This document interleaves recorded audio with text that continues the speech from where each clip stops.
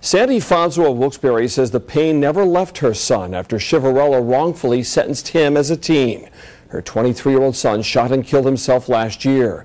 Tonight, Fonzo spoke out on CNN and talked to Eyewitness News.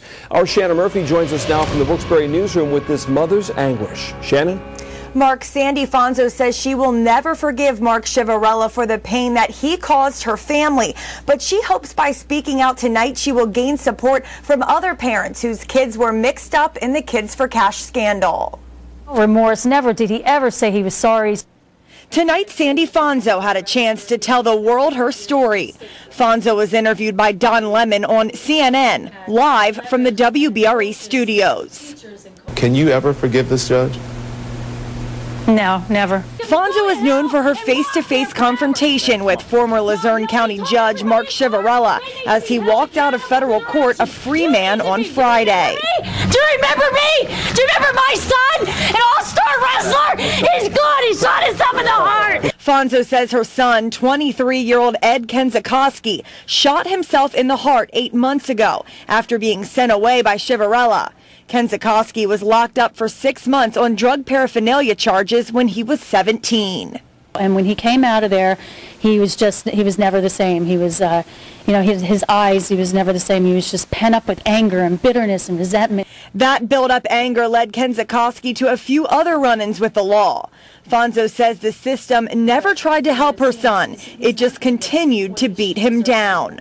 There was never any kind of help or anything. He never looked at each kid as an individual and looked into them and saw their home, saw anything. He lined them up. There was a minute and they were shackled and taken away.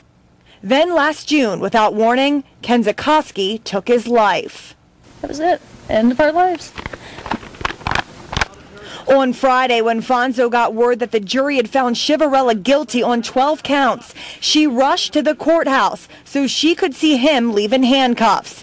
But when that didn't happen, she lost it. This is not a cash for kids case, and we hope somebody starts getting the message. He's not here anymore. My kid's not here. He's dead because of him. He ruined my life. I'd like him to go to hell and rot there forever. Everything that I was saying to him, he wouldn't even turn and look at me. I was yelling at the back of his head.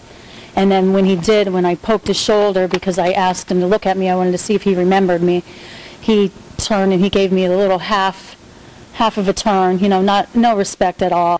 Fonzo just hopes her story will reach other families and that it will give them the courage to speak up at Ciavarella's sentencing.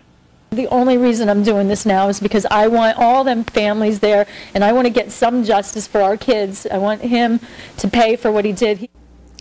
Now, even though the charges that Ciavarella was convicted of carry a maximum sentence of 157 years, the sentencing guidelines are 12 to 16. Reporting live from the Wilkes-Barre newsroom, Shannon Murphy, Eyewitness News. So much anguish for that woman. We can only hope she finds some peace. Thank you, Shannon.